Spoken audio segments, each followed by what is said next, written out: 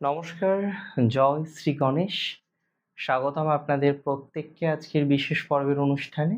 আলোচনা করছি আজকে যে রাশিটিকে নিয়ে, রাশিটি বৃষ। বৃষ অর্থাৎ টরাস, এবং টরাসের যে রাশির অধিপতি সে হচ্ছেন ভিনাস, শুক্র গ্রহ।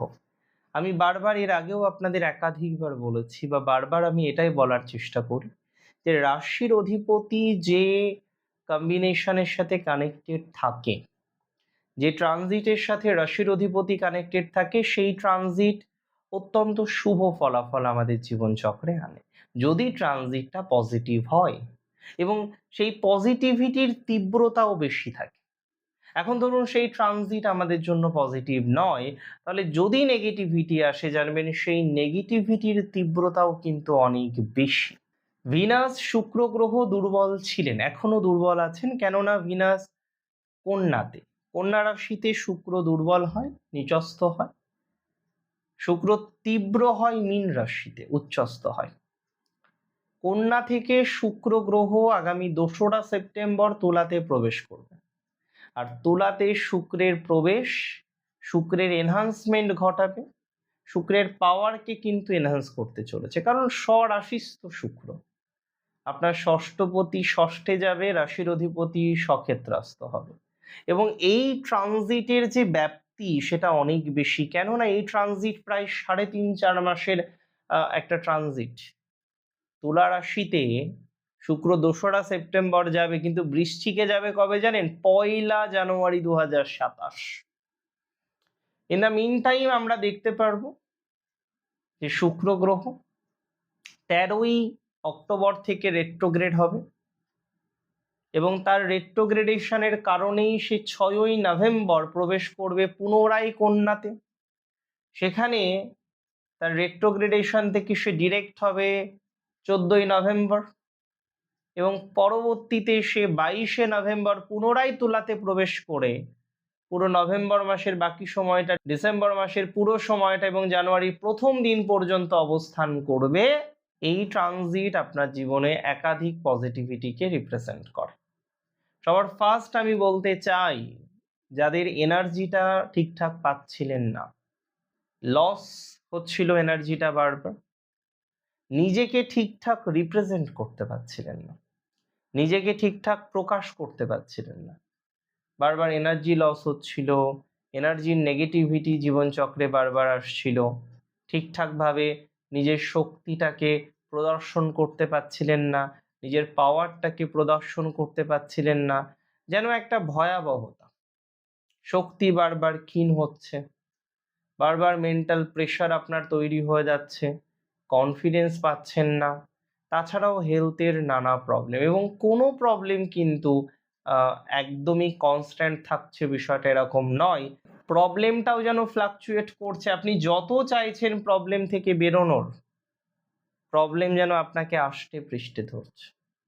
আপনি যত চাইছেন প্রবলেম থেকে সমাধানযোগ্য জায়গা তৈরি করার, তত যেন প্রবলেম আপনার বেড়ে যাচ্ছে, কমছে না। আমি আপনাকে জানাতে চাই, আপনার প্রবলেম অনেকটাই কিন্তু কমে যাবে, হেলথের প্রবলেম অনেকটাই সমাধানযোগ্য জায়গায় আসবে, মানসিক চাপ কিন্তু অনেকটাই আপনার কমে যাবে শুক্রের এই ট্রানজিট। এই ট্রানজিটের 4টি ভাগে ফলাফল পাবেন।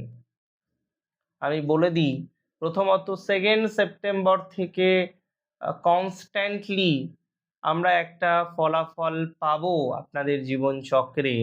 অলমোস্ট আমি আপনাদের জানিয়ে দিতে চাই, 2nd সেপ্টেম্বর থেকে শুরু করে অক্টোবরের 13 তারিখ শত্রু জয় করতে পারবেন এই সময়, স্বাস্থ্য উন্নতির প্রবল সম্ভাবনা রয়েছে। এই সময় যে কোনো কম্পিটিশনে জয়লাভ করার মতো কম্বিনেশন আপনারা লক্ষ্য করতে পারবেন।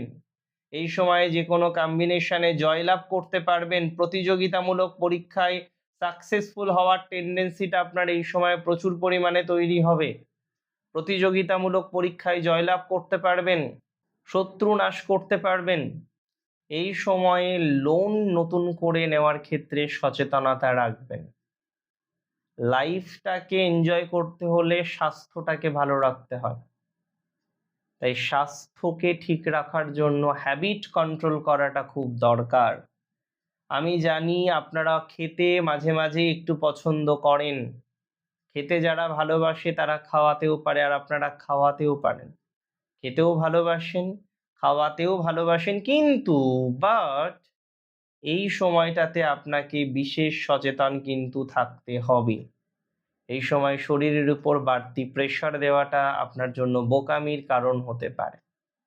আমি জানিয়ে দিতে চাই, ঠিক 13ই অক্টোবর থেকে ঠিক নভেম্বর মাসের 6 তারিখ পর্যন্ত একটি বিশেষ ফেজ। এই সময়ে আপনার পুরনো কোনো মিত্র ফিরে আসতে পারে। ম্যারেজ লাইফের যে ডিস্টারবেন্স চলছে, ডিভোর্স রিলেটেড বিষয়ে যারা ভুগছেন, আইনি জটিলতা চলছে, কেস চলছে, তাদের ক্ষেত্রে বিস্তর পজিটিভিটির জায়গা কিন্তু আসবে।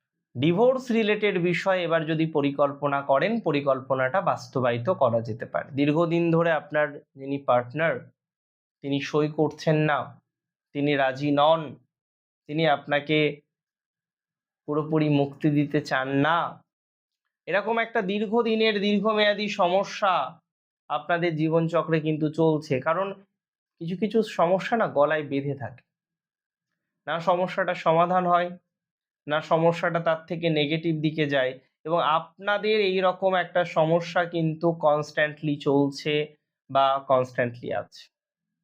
আমি জানিয়ে দিতে চাই বা আমি জানাতে চাই, আপনাদের এই সমস্যার সমাধানের জায়গা দেখতে পাচ্ছি। ডিভোর্স রিলেটেড যে কোনো আইনি জটিলতা রিলেটেড সমস্যা যেটা আপনার ওই গলায় আটকে থাকার মতো আটকে আছে, সেই সমস্যা থেকে আপনারা সমাধান করতে পারবেন বা সমাধানযোগ্য জায়গা তৈরি করা যায়। এবং এই সময়ে আপনার অনেক পুরনো জটিলতা, আপনি হয়তো ভাবতেও পাচ্ছেন না কত পুরনো, আমি একটাই শব্দ বলবো, অনেক পুরনো। অনেক পুরনো জটিলতা বা দীর্ঘদিনের জটিলতার মুক্তির সম্ভাবনা দেখতে পাচ্ছি। বৃষ রাশির ক্ষেত্রে যদিও 6 নভেম্বর থেকে এক্স্যাক্টলি যদি বলি 22শে নভেম্বর পর্যন্ত, এই সময়টিতে আপনাদের সচেতন থাকতে হবে। যে কোনো ধরনের রাফ টাফ ডিসিশন নেওয়া যাবে না, নিজের স্বাস্থ্যকে সব থেকে বেশি প্রায়োরিটি দিতে হবে। শত্রুর সাথে ঝগড়া অশান্তি বিবাদে যাওয়া যাবে না। যাদের রাজনৈতিক পাওয়ারফুল শত্রু আছে তাদের আরও বেশি সেফ থাকতে হবে। যে কোনো ধরনের রিলেশনশিপ, যে কোনো ধরনের ম্যারেজের ক্ষেত্রে এই সময়টাকে বিশেষ প্রায়োরিটি দিতে হবে আপনাকে। একটা কথা মাথায় রাখতে হবে, এই যে থার্ড টাইমটা বললাম, এই টাইমটা most crucial time. Mostly safe থাকতে হবে এই সময়টায়। যত বেশি সেফ থাকবেন তত বেশি ভালো। হুটহাট করে কোনো ডিসিশন এই সময় নেবেন না। যে কোনো কাউকে হঠাৎ করে টাকা হিউজ অঙ্কের ধার দিয়ে দিলাম, এগুলো করবেন না। কারণ অনেক মানুষ অনেক সময় বিপদে পড়ে আসেন। এখন দেখুন, যদি কেউ সত্যিই বিপদে পড়ে আপনার দ্বারস্থ হন, যথাসম্ভব চেষ্টা করবেন হেল্প করার, কিন্তু তার বাইরে গিয়ে তো আপনার করার কিছু নেই। এই সময় অতিরিক্ত লাইবিলিটিসটা প্লিজ নেবেন না। একদম পরিষ্কার বললাম, অতিরিক্ত দায়বদ্ধতা এই সময় না নেওয়াই ভালো। অতিরিক্ত লাইবিলিটিস এই সময় না নেওয়াই ভালো। অতিরিক্ত লাইবিলিটিস নিয়ে আপনারা সমস্যায় পড়তে পারেন, জটিলতার জায়গায় আসতে পারেন, নেগেটিভিটির জায়গাটা তৈরি হয়ে যেতে পারে। এবং আমি বলে দিই, দেখুন, বৃষ রাশির জাতক জাতিকাদের 22শে নভেম্বরের পর থেকে 1 জানুয়ারি 2027 এই সময়টাও ভালো।